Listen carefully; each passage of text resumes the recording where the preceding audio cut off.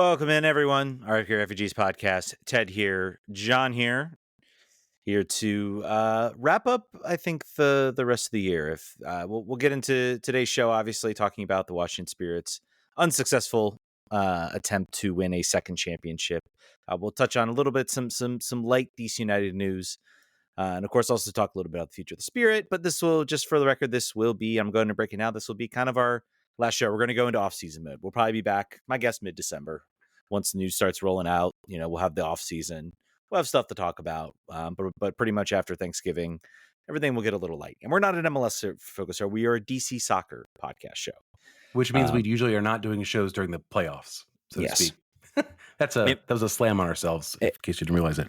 Yeah, and we have some great respect for the DC power, but both John and I are just two people, and trying to cover two teams is enough as it is. So, if they want to do some sort of pay for play scheme, we're not above it. We'll watch it. We'll watch it the pay for it. I might check out now that it's like the Spirit's over. You're right. My refereeing was done this weekend. I am very looking forward to having my weekends back. It is like a chapter is ending for you right now. You've got like a little bit of a intermission, a little bit of a reprieve. Nothing till late February, March, I think, is usually when the tournaments start up. So I was definitely I actually took Sunday. They made an appeal for more referees, so I said, fine, I'll do it. And I was doing ARs, and I was like, I'm so burnt out right now. I do not have I am barely able to focus. My body is sore, and I'm just kind of pushing through it and trying to do the best I can. So, but I got through it. It was a fun weekend. How was your weekend, John? Hope it was good. I was in Texas for work, Nice. doing some meetings on Saturday. Yeah. Well, the thing is, I was sick, so I only saw the outside about an hour and a half over the weekend, and spent 7 hours in a plane not being able to breathe. So I give that 1.5 thumbs down. But I think everyone is getting slightly better just in time for us to stop doing the show. My voice, I apologize for it. I give this is like a 30% voice. So we're going to do our best to get through it. I don't think this will be knocking on all the wood, a super long show. But I think save this show. This is my theory on our show. If you see this drop Tuesday morning, save it a little bit longer. Save it till around Thanksgiving. I know that there's like when you're cooking stuff, or you're trying to escape your extended family for a little while, and you want to have something to listen to when you're driving to Target, to go sit in the parking lot, to be quiet in your own personal space for a minute. Use our podcast for that. So conserve, because we're not going to do one for a little while. That's why I'm saying this.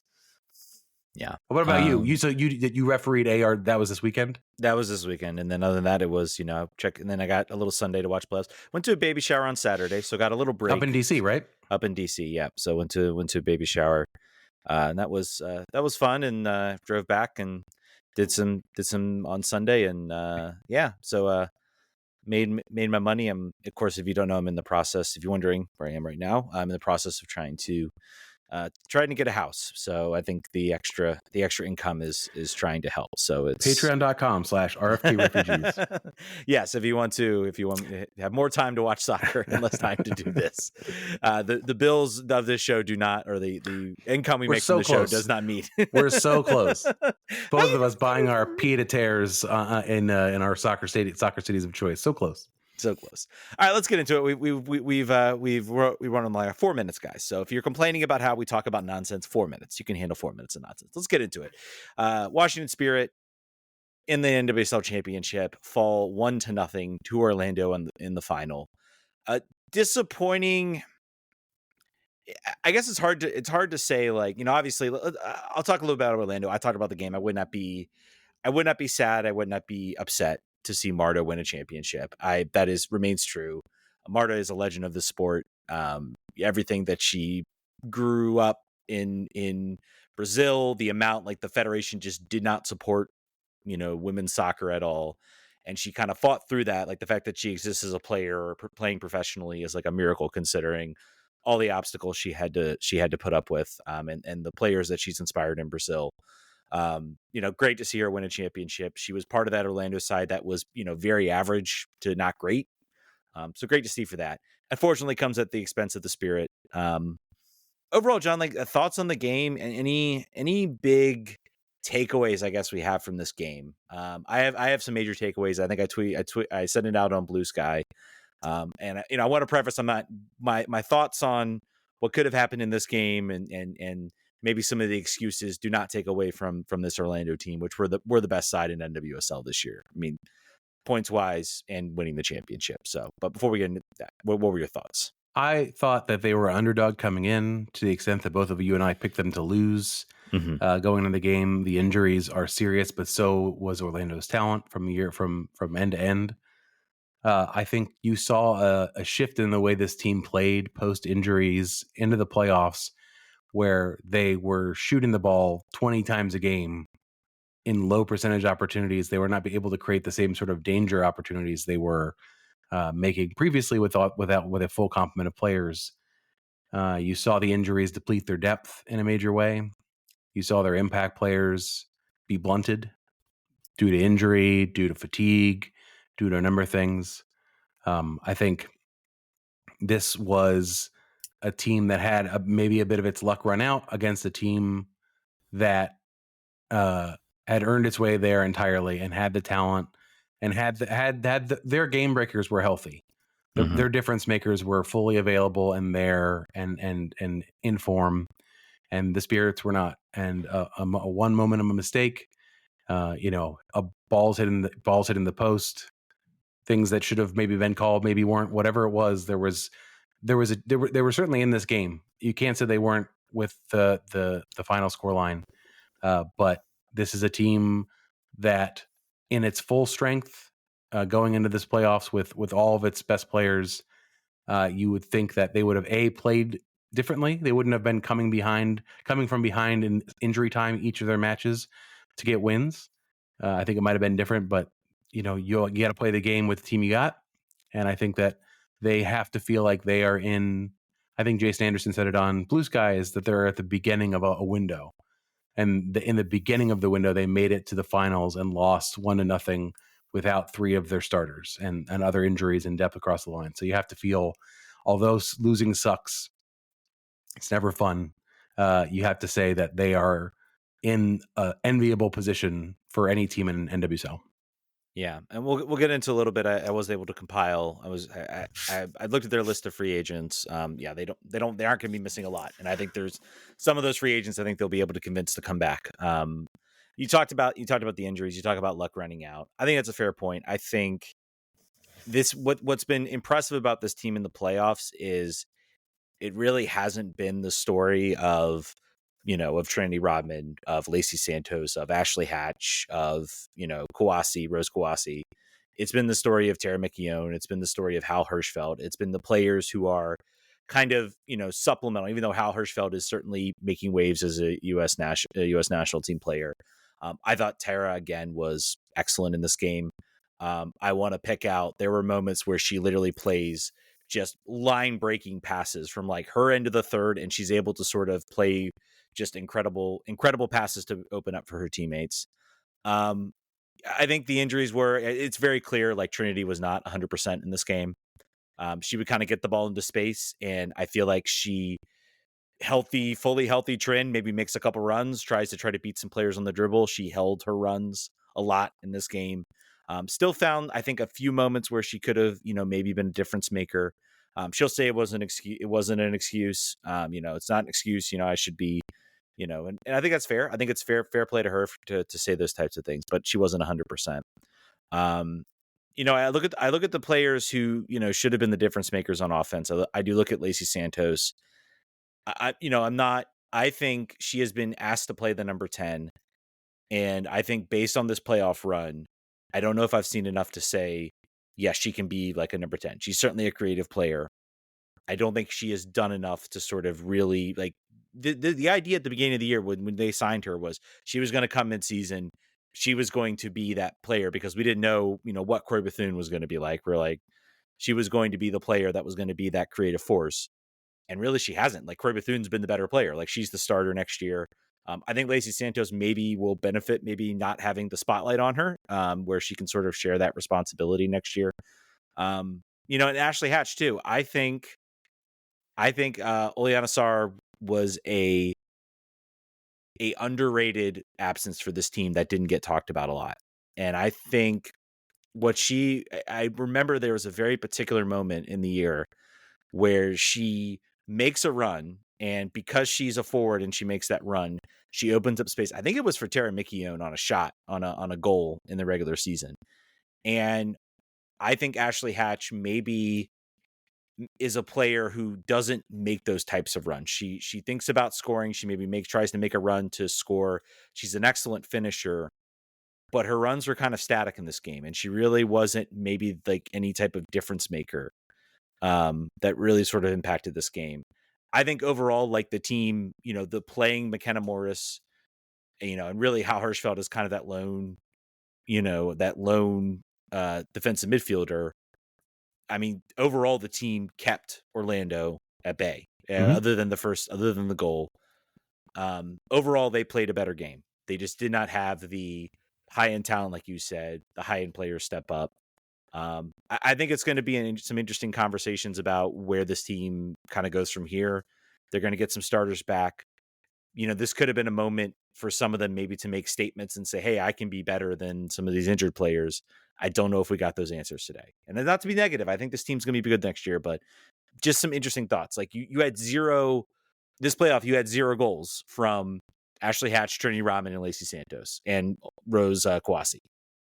Yep. 0. So, yeah. I think that I'm interested. You talked about Lacey Santos was asked to play in the 10, and when there was a very brief time where both Corey Bethune and Lacey Santos were on the field at the same time. I think it was no more than 3 games. Mm-hmm. And as a result, to get both of those players on the field, they put Croy in the left wing, basically. And she didn't look very good there. She was not dangerous. She did not impact the game, really. I mean, she was okay, but she certainly wasn't the same player. So I'll be very interested to see, she's had a meniscus injury. I don't know if she's into training at all yet. She's done a lot worse than that to the knee before. Mm-hmm. So, typically I think a meniscus is like 3 to 5 months before you're back. So she should be okay to start the season, but who knows?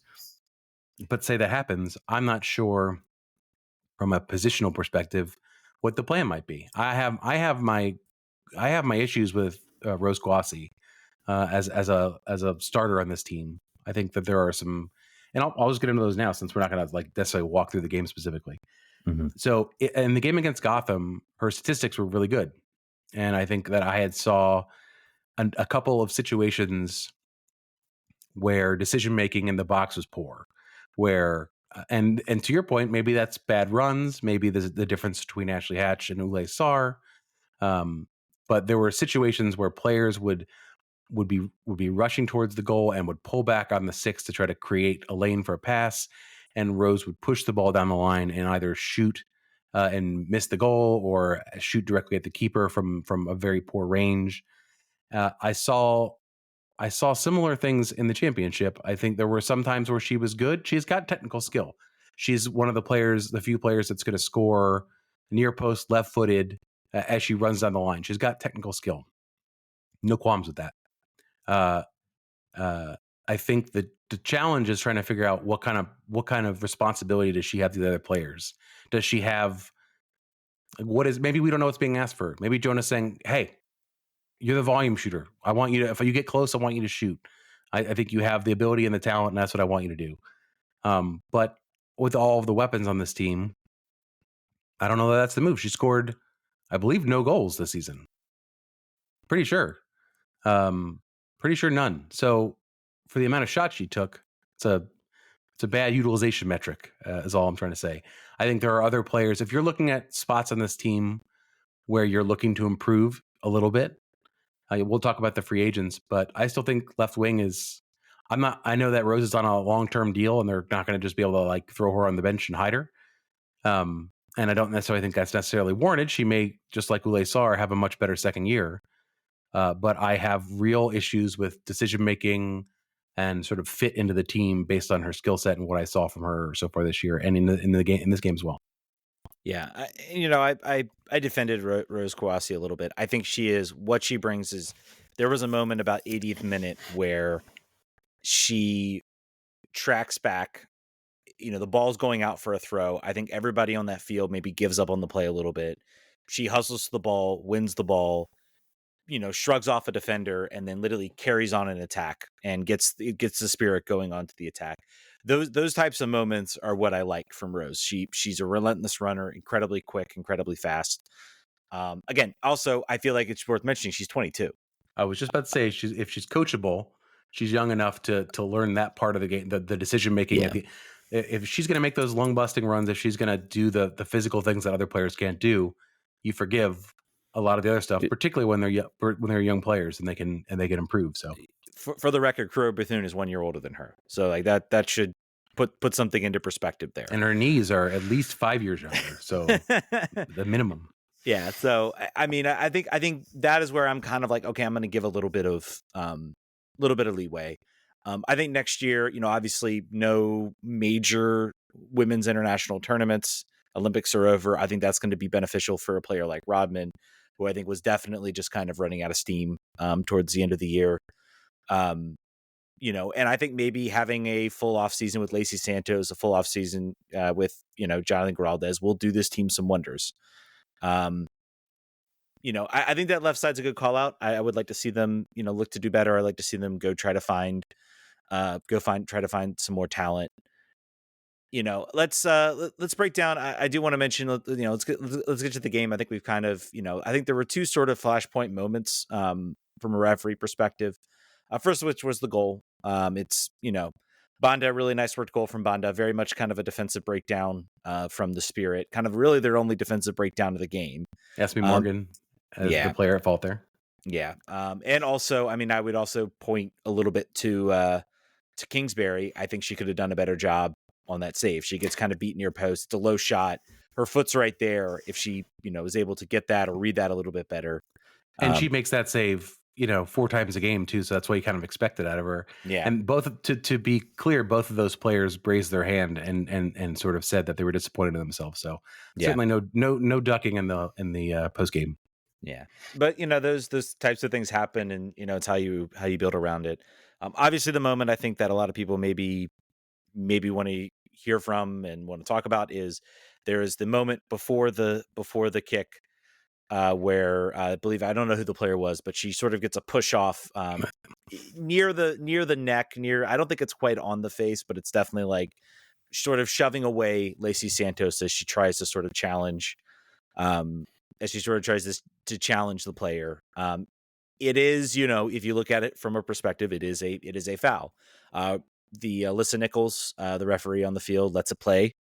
She lets it play on. I think both players are kind of reaching, kind of grabbing a little bit. So I think in real time, she kind of sees the fact that Santos has her hands out, kind of puts her hands up, and then she kind of just doesn't really try to fight through the challenge. She just kind of goes off, and I think she's like, you know what, the attacker has the ball. We're going to play through that. Looking at it in slow-mo, looking at it in the replay, I think you can see, it's a foul. I will say, I do think it's a good thing. I think this is a case where, and I understand as a Spirit fan, you're going to be upset. You're going to say it's a foul. It happens in the buildup. It should be taken back. I understand that. I want you to ask yourself, if the roles are reversed and that situation happens on a Spirit goal and they take it back, how are you going to feel? I think even more appropriately, as a Washington Orlando situation, imagine if go back in the time machine and imagine if Lucho Acosta's like weird tackle of a fleeing Orlando player off the ball ended the opportunity for the Rooney goal. Like the Karma Bank is rebalance. I think actually that was a worse foul that didn't get called. So this is, I don't have a big problem with it as well. I think they should, Well, and this is, I think the problem we have with VAR is that too many times, I will never forget the first time they talk about VAR, and the moniker was, this is not going to re-referee the game. Like, that's what we want to get away from. And we're seeing an instance that's like one of VAR's biggest lies. It's re-refereeing the game, like the time. All the time there are plays that happen and it's re-refereeing the game. I appreciate moments where it's sort of, you look back on it and you say, yeah, there's an argument to be made, but we're not going to let this situation all the way on the other defensive third of the field negate the fact that the Spirit just defensively broke down in that one situation. And there were multiple moments where the Spirit could have played, where Esme Morgan could have done a better job. Kingsbury could have been more off a line where that goal doesn't happen. And I think it's fair, right? It's right to be like, you know what, that's not a clear and obvious error. That's not, the defender taking a punch or a swing. She's maybe lightly pushing off. Santos makes a meal of it. You know what? We're not gonna call that back. We're gonna let the referee. We're gonna let the play continue, and we're gonna let the goal stand. So Blue it Sky stinks. followers will disagree, however. Yeah. Oh yeah, they will. And I think the other situation too, there was a play at the end line where, and this is where I much kind of like Rose Kwasi. She fights through that play. She does a lot of things to sort of make it difficult on Orlando. She kind of, I think she does a little bit of a grab, and I think that's why this play doesn't go to VAR, doesn't get called a PK. Yes, the player kind of falls down into her, but Rose is also doing some grabbing. To me, that's like just contact that happens in the box when you have two players fighting. You're not going to get a PK call in that situation. And I've settled on the fact that I think if IFAB wants to stop these situations and stop these incidents, fouls in the box need to stop being penalty kicks. Any sort of infraction inside the box, unless it's Stogzo, that's the only time you get a PK. And I have started to come to this conclusion in this era of VAR. The reason we have so many of these controversial plays, so many of these incidents re-refereeing game, has nothing to do with VAR. It is the fact that we are trying to specify the handling call. We're trying to specify certain instances of the game where the easiest thing is just to say, look, if it's a foul in the box, just the ball goes to the edge of the 18, which is not unprecedented. If there is an infraction that results in indirect free kick that happens inside the box, inside the 6, it gets brought to the edge of the 6. So it's not unprecedented this would happen. Like there has to be a change in that front. And I think that would solve a lot of issues with how we call VAR. It's taking the game out of the referee's hands. Now, I don't think that's going to happen because that'll lead to less goals. And I think then you'll have strikers complain that they're going to get less goals. You'll have goal records will become harder to get. So that might be the reason that it stays. But I think it's something they should consider. Any thoughts? You have any difference of opinion? No, on either of those calls. I'm always going to defer any refereeing decisions or I will defer. You can them all have to an you. opinion. I know I can. I like to have truth. I like to have informed opinions, and in these cases, I don't. I defer. I think that there's something that the Spirit should start to think about, and I think about Trinity mimicking the red card last week against Gotham, and I think about Kwasi getting not handled by Ali Watt, like just sort of physically handled for much of the game. And wingbacks are gonna just kick the snot out of our wingers, provided we'd have no ability to dictate the play in the middle of the field. And that's what we lost with Croy and Andy both going. It just became they knew what the avenue was. It was going to be try to play long balls over the side for them to get on to run onto, and then get service in the box, and they would just foul these players, and it's just going to get worse. And Rodman is now a player who she's not injury prone for sure, but muscle injuries, back injuries linger, and they lingered all year long. And she's always been one of the more foul players. And they've got to figure out, I think as she's still super young, but they've got to figure out ways to maybe make it so that is not a valid strategy for defending teams to hack a shack, or they'll just assume the left back's always going to have a yellow card. That's the plan. We're just going to give them one. They've got one to hold.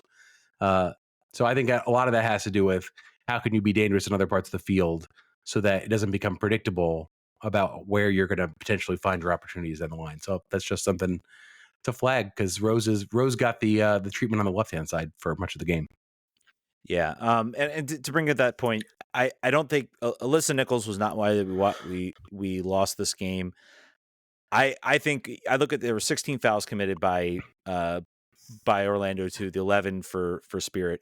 Spirit picked up 4 of the 4 yellow cards to 2 for Orlando. And I think there was a particular moment. I think it was either Rose, one of the Spirit players gets taken down.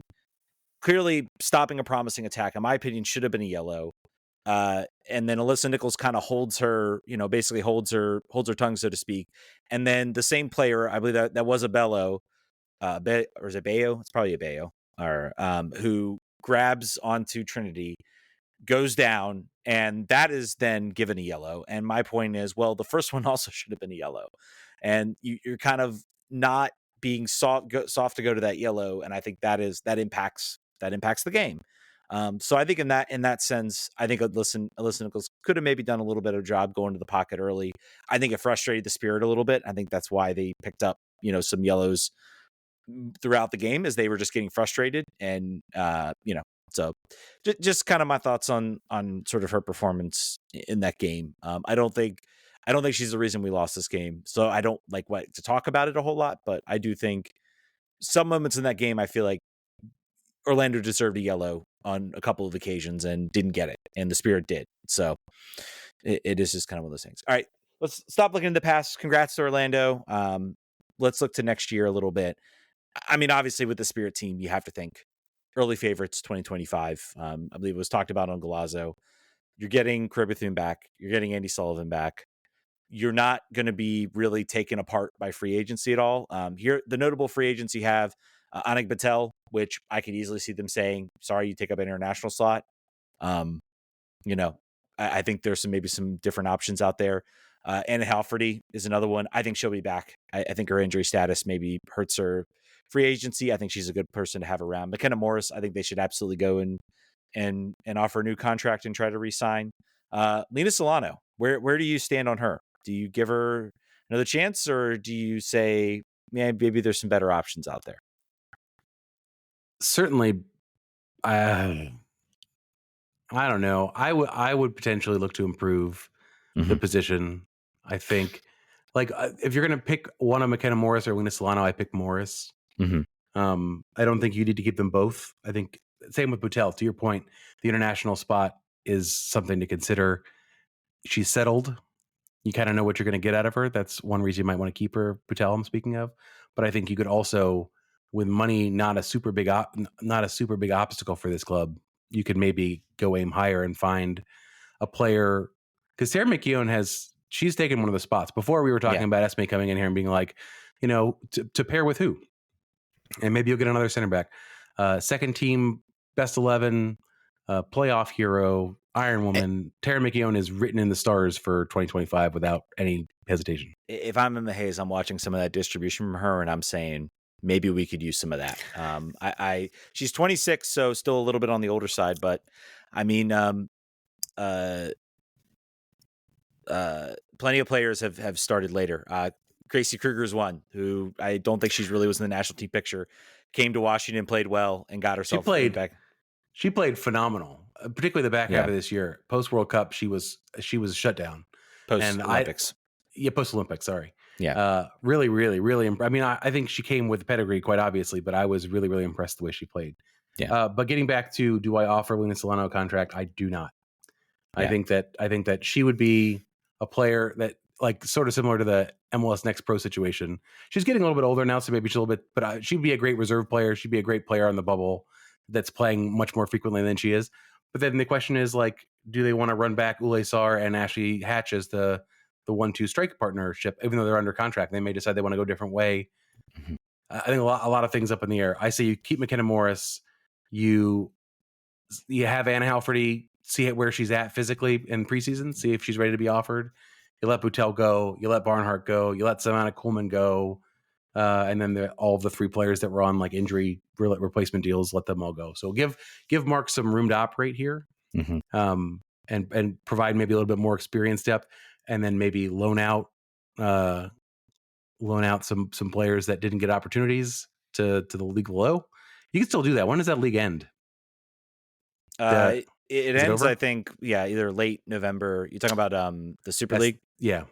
It ends late November, something like that, I think. Or maybe it goes till December. Oh yeah, it does go till December. So December, let's see, starts back up. December 14th will be the last week. So not too long, I would say, that they have there.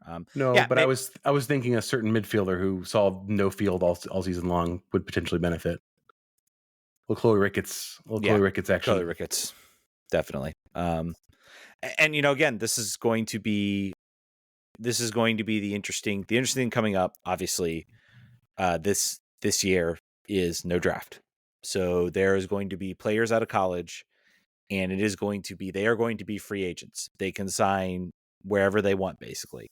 I think it's going to be curious to see if there are Super League teams that can be competitive in signing these players. I think it's going to be interesting to see what the Spirit are able to do. Obviously, you as a player know that they have a lot of established names, but you can also say, well, look, Hirschfeld came in, she immediately started, she immediately pushed basically other players sort of out.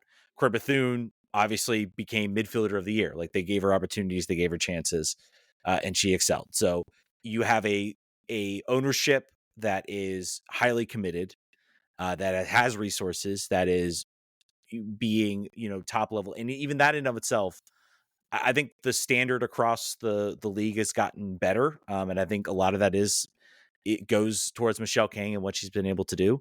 So I think it's going to be competitive. But I think that's still, they will, if the Spirit call, most of those draftees are going to listen, because they're going to see that, and they're going to know the resources are there and available for them. And they know the coaching situation is really good, and all the things that the team has done. So that is certainly going to be something to watch this year.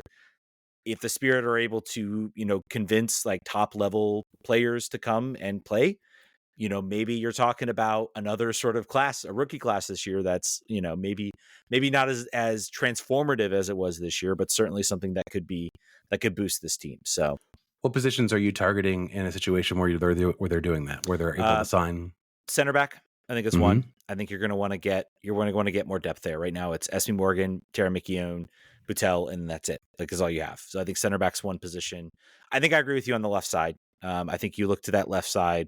And I think also maybe you look to, you've got Andy Sullivan, Hal Hirschfeld in the center. I think you maybe need some more help in that center midfield as well.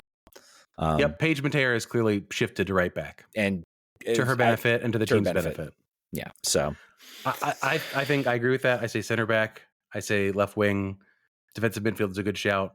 Another number 9, basically to take the Savannah Coleman spot away, and or Lena Solano, depending on how that goes.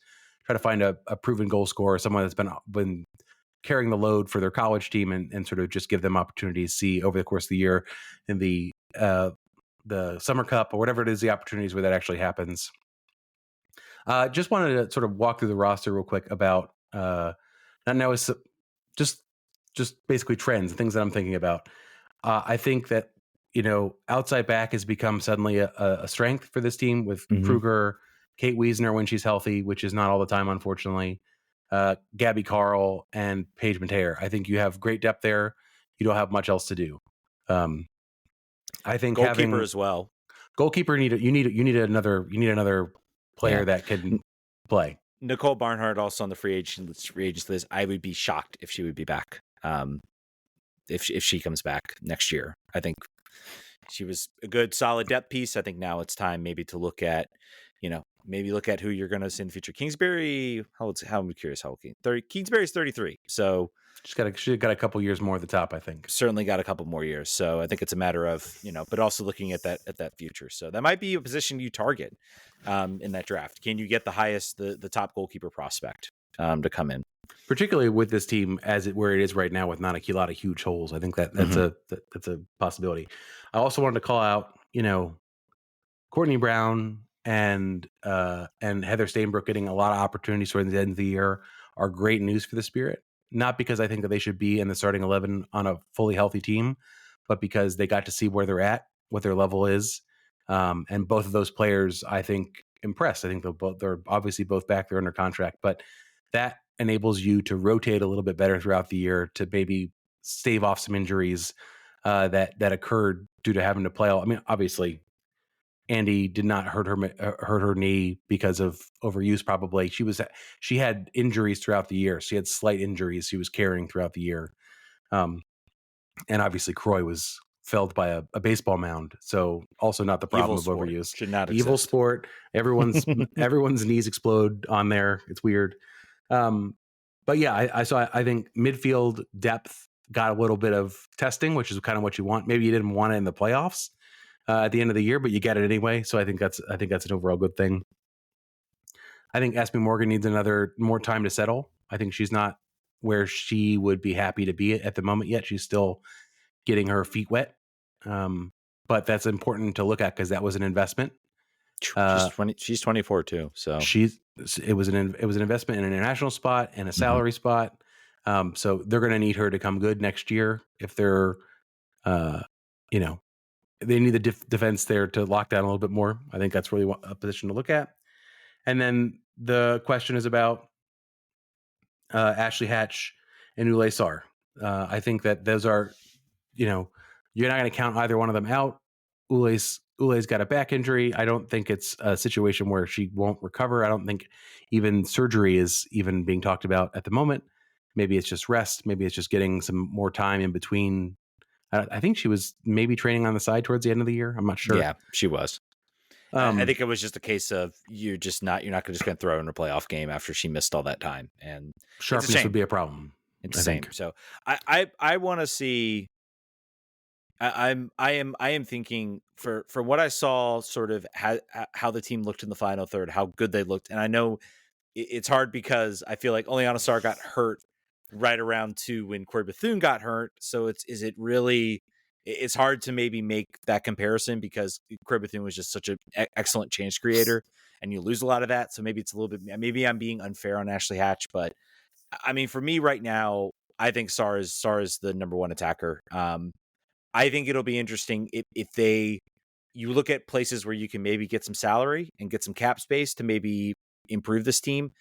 I mean, we know Mark Krikorian is not, again, I think the situation's changed with the CBA. They have to sort of be consulted now on these trades, but he's not opposed to making some big splashes. He's not afraid to be the bad guy. Yeah. Even when you think the team is set. I will say the one player I still think Ashley Hatch, looking down the roster, looking down at the players to do, I think that's maybe a position you look at and you say, this was maybe a moment for Ashley Hatch to solidify herself and say, I'm the number one striker on this team. No goals in the playoffs. No real big moments that you can point out other than maybe the PK shootout.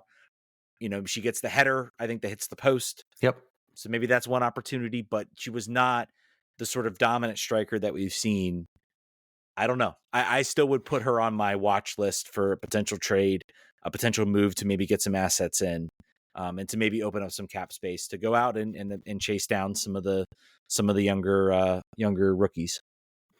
I think both of those forwards thrive on service. Mm-hmm. Ulay and Croy had a great connection, and when Croy went down, that hurt Ulay, I think, for sure. No player really showed that same connect. Like Lacey didn't show that with Ashley. In the early part of the season, Ashley was scoring goals on her own. She was scoring outside the 18. She was shooting from further. But I think the way that the team was set up post Croy and Andy's injury was wing play to get the ball into the forward, which was her. And I don't think that's necessarily where she was doing the best this year so far. So you're right. I mean, you're working around the margins here. You're making small tweaks. Mm-hmm. And if I guess I think you want to have versatility out of that forward spot. So if Ulay is a target forward that requires good service on the ground from Croy to be able to score, or someone else, then maybe you have a different number 9 that is a better header of the ball, is oriented towards wing play, so that way you can adjust your play on the field with complementing players. Right? I don't know. Of the players that are there, I think probably she has the most trade value of players that you might see from a philosophical perspective moving on.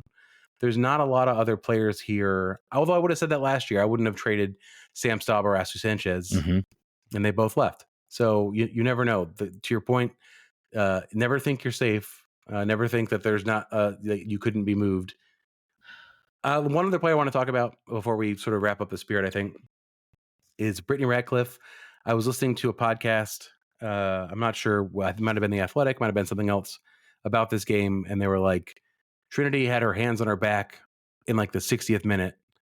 And you have this player, Brittany Radcliffe, who's function on this team has been 30 minutes of like hell and fury and chance creation, and you don't put her on the field. You don't give her the opportunity to do that with a player who is clearly not operating even half of what she can give you. That's a hard call to make. And I don't think Jonah would take it out of Trinity's hands, even though maybe you should. The player is always going to say they want to stay on the field. She said that. She's like, I wasn't going to pull myself off. But maybe figuring out a way to give her more of an opportunity than she got. Because I think in the time that she had on the field, she was very dangerous. And you want to maximize those players on your team. Yeah. And I think also it's hard. It's hard when you're playing well. And I feel like this was a game where you felt like they were just like it was just one pass away. And I think as a coach that can be hard because you can look at the game and you can say like, they're connecting well. There's a chance here. There's an opportunity. They just need that one pass to go right and that one opportunity. And they did have a couple opportunities, but I think that's also the fallacy as a coach because you can say, you can make the argument Brittany Ratcliffe comes in, she becomes that player. I think also it's a little bit, if I'm Jonah, maybe I'm recognizing that this has been a playoffs where the team has been the one. The subs have come in and been the ones. Tara McKeown goal aside. McKenna Morris comes on as a sub against in Gotham. Gotham. Yeah, against Gotham, and plays the service to Hal Hirschfeld for the goal. So, those types of things. And also worth mentioning, one thing this team has to figure out is McKenna Morris a starter on this team? Because she is the only one on this team that seemed to be able to provide a proper corner kick, free kick, anything else. Once she left the game in the 73rd minute, Spirit lost probably one of their best opportunities to get a goal. The Which service is wild. That needs down. to be fixed. They've got to figure out another option there as well too. Yeah. So if it's maybe Robin that's Andy. Yeah, maybe. All right. I think that's gonna wrap it up. We do have some minor news and notes. See, Spirit fans, we talked about the Spirit first this time. But we fixed the great injustice of last week. we did. But we do have some small little DC news. First of all, just dropping today. We'll talk about this one. Stephen Goff says Bournemouth and DC United have re-engaged potential talks. Apparently, the fee, they were still kind of far apart on the fee, but now maybe there's a chance of getting something done. I think this is telltale sign. I do not think Akamboni will be back next year. Nope. I think this is it. If two teams are coming to the table, there clearly has been an offer. Bournemouth made another offer, and DC said, "Okay, we're closer now. Let's see how much closer we can get." Do you think there's sign with a loan till the summer? You think that's a possibility? Maybe. I also wouldn't put it past DC to be like, "Look, man, we could really use. We got a 1 year window with the Golden Boot leader. We want to get better now." How do you get better now? You sell Akamboni for $2 million, $3 million, $2.5 million to $3 million, let's say. You get to take $1 million of that and turn it into GAM. And that's what you can pump right into your roster right now. You can go out and also I will say, maybe this is an indication that they are looking at some of the players they're going to have to sign. Maybe they're looking to it free agency as well. And they're saying there's some players that are interested, but we're like, 100,000 off on this guy. We're 200,000 off on this guy. You know what? We need a little influx in cash. And we like Akamboni. We want him here, but we're also thinking he's more of a project than we're willing to let right now. So that could be playing into this. And we've got his 14-year-old brother, who's also a very good center back playing for the DC United Academy. So we just slide him up. Yeah, man. Trust what's coming up. Yeah. So I think this to me seems the clearest indication we're going to get an announcement. My guess is sometime after Thanksgiving, heading into free agency, that he's been sold. I think then they will be able to then take that, turn it into GAM. I think that will help them in their free agency pursuit to bring in some players. We've got a question that aligns with that before we get into the rumors. Brendan Cartwright on Blue Sky says, United has made center back one of its top priorities. How closely do we think Ali Mackay was involved in the signing of Walker Zimmerman or the drafting of Jack Mayer when he was at Nashville? I think high. He was the assistant GM in Nashville, correct? I believe so, yes. Yeah. So, I mean, I think that to make teams do not willy-nilly sign center backs as their designated players in this league. They should do more. I think that Zimmerman was a good example of that. Chiellini was a good example of that at LAFC. I think he was DP, wasn't he? Or did he come in on TAM somehow? I don't remember. Either Yeah. way, I think he was integral.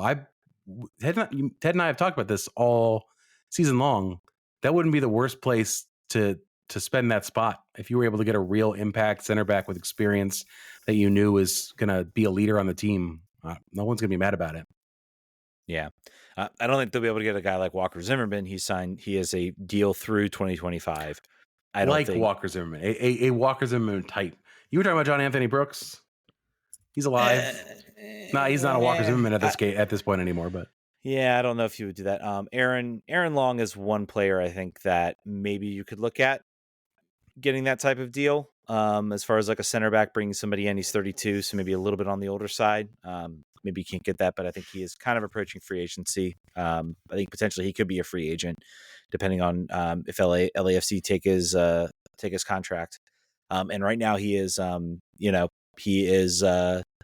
LAFC were eliminated. So I'm probably planning a piece. I'm kind of waiting till all the teams come out, because you can look at the free agency list and you can gush about certain players, but there are plenty of players on the list that are going to get contract extension offers. So yep. it's hard to, until the sort of you get the list and you kind of know, what it's going to be about. I will say, like, this is something to watch. The biggest thing, we're talking Formula One right now. I'm wearing my Williams racing shirt. Ali Mackay needs to be James Vowles. And if you're an F1 fan, if the big driver market this year was trying to sign Carlos Sainz, and James Vowles had to convince Carlos Sainz, and it was considered quite a coup that they were able to get him. That's the job in front of Ali Mackay. You have a team that has been a legendary team in MLS that has not been good for a long time and has struggled for years, and it's about trying to convince these players that yes, we can build a winner here. Everything is different. We're going to be better, and that's a tough sell. A lot of free agents they're either going to want money, they're either looking for that one sort of big last payday when they kind of hit their prime, or they're looking to be part of a team that can go out and win a championship.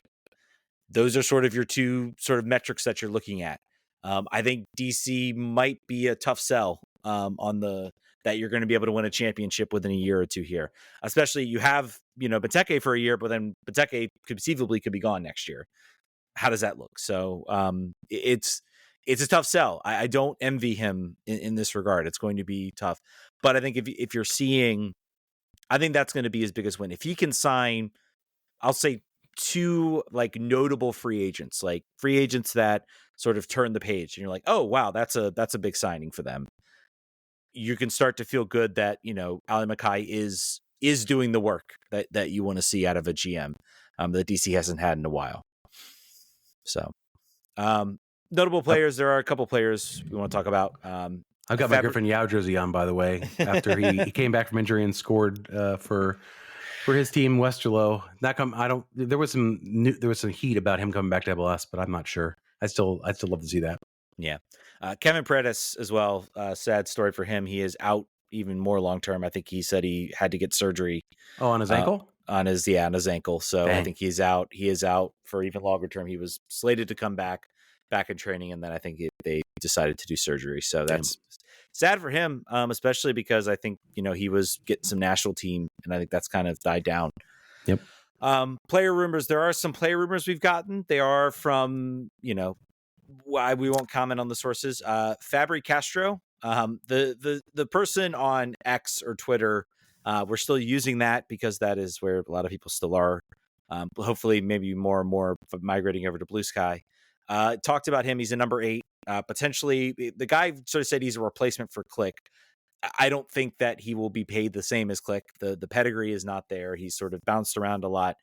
Currently, I think playing in Colombia, if I'm not mistaken. So 32 years old, not a guy you really, in Colombia, not a guy, certainly been a strong player. I think I always kind of check the comments on underneath and kind of hear, again, I'm reading translations, but a lot of people are like, oh man, they've got their work cut out of them to find a better player. So it's always good when you see stuff like that and you see players that are wanted at their club.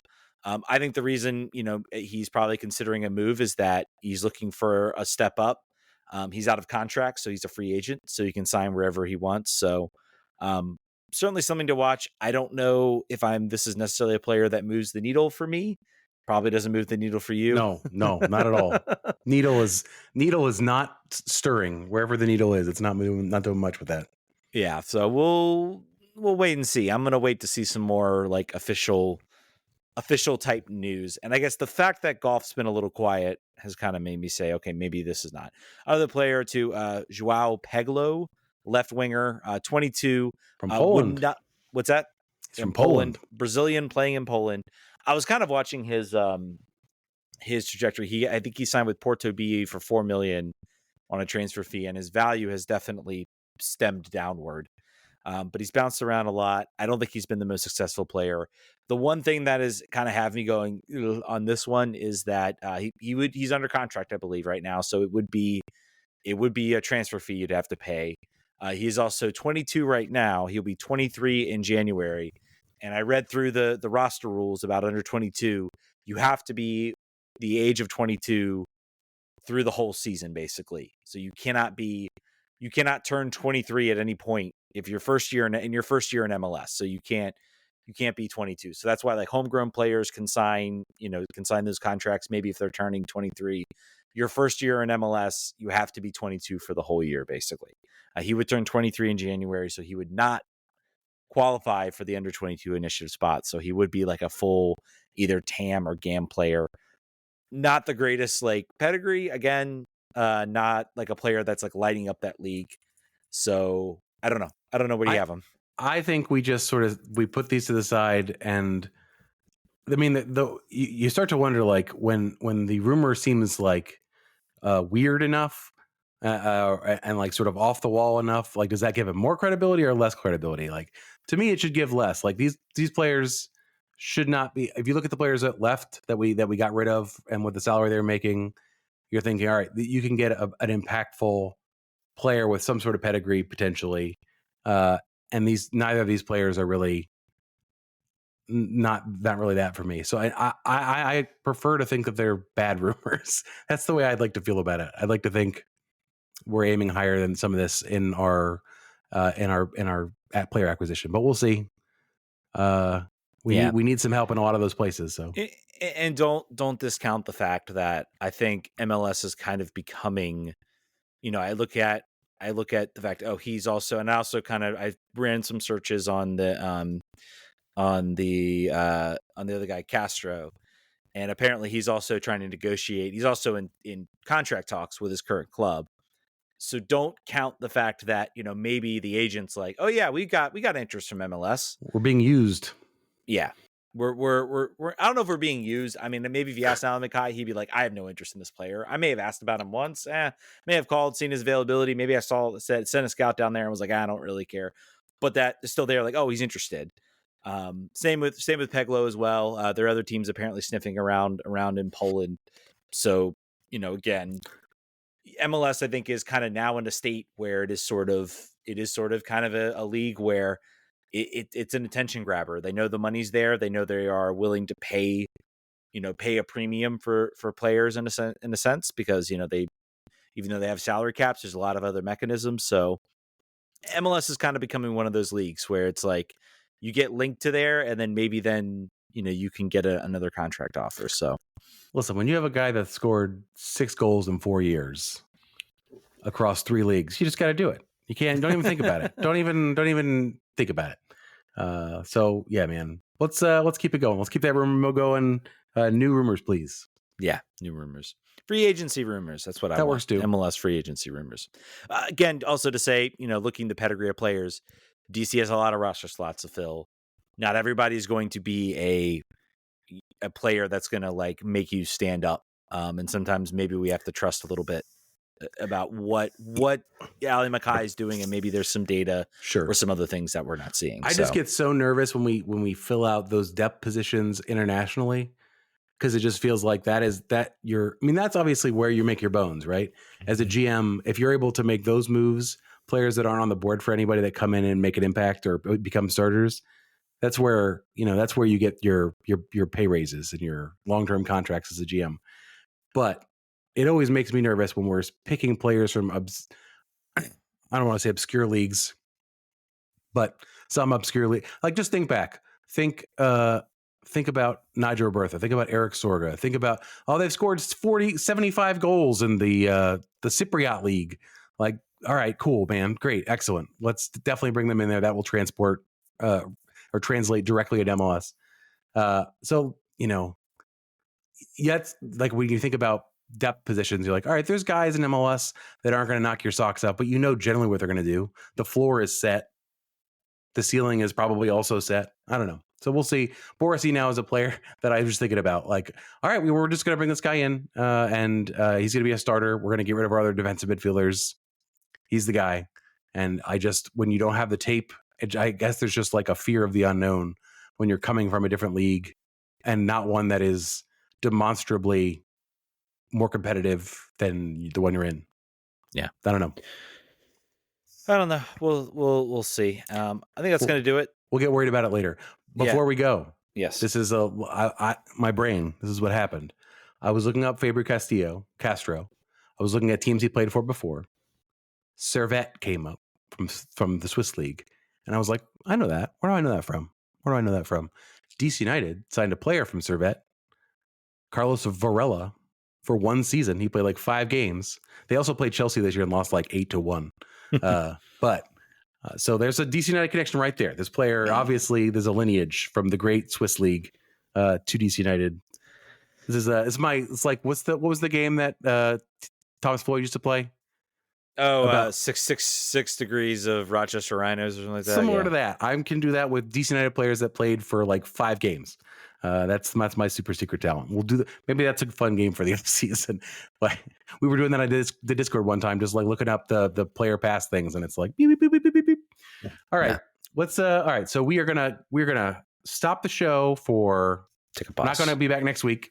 We're not gonna be back the week after that, and we'll let you know when we come back. Yeah, I think it's going to be more of a if there's big news to talk about, we'll jump on, and we kind of handle that during the off season.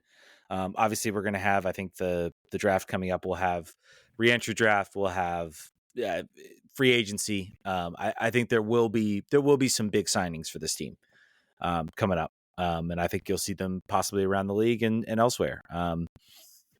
And I think also we're gonna, for our Patreons, I think we're gonna pause our December Patreon because we're, just not gonna be producing content. So we like to do that, you guys, as kind of a Christmas gift. We appreciate the support. We hope that keeps you around, and we recognize when we need a break, and I think we want to make sure you guys aren't paying for something you're not getting value out of. So we should also end this basically version of the season of the podcast by thanking everyone who supports the show, listens to the show, engages with us all the way that we're doing so.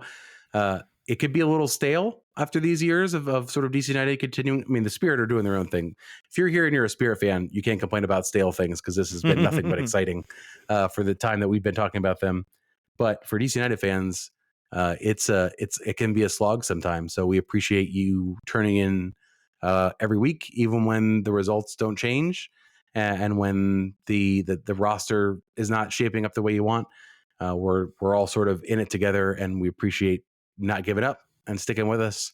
And hopefully, similar to the Spirit, we get to a point where we are talking. We're not going offline in the late winter months because we're still playing. Yes. The games are still important. That's the hope. That's where we want to get. We're not there yet, but I hope that you stick with us until we get there. And I hope that we don't quit before we get there, because if it goes on another 5 years without us in the playoffs, I don't know that Ted and I will have any hair left in our heads. And I don't know that we'll like soccer anymore. It's hard to say. Energy. Got to keep the faith. All right.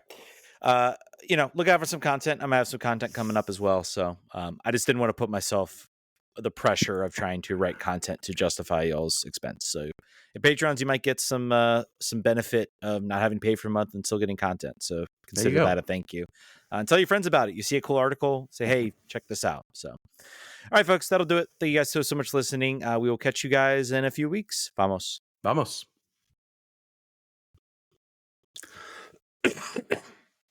Just under an hour.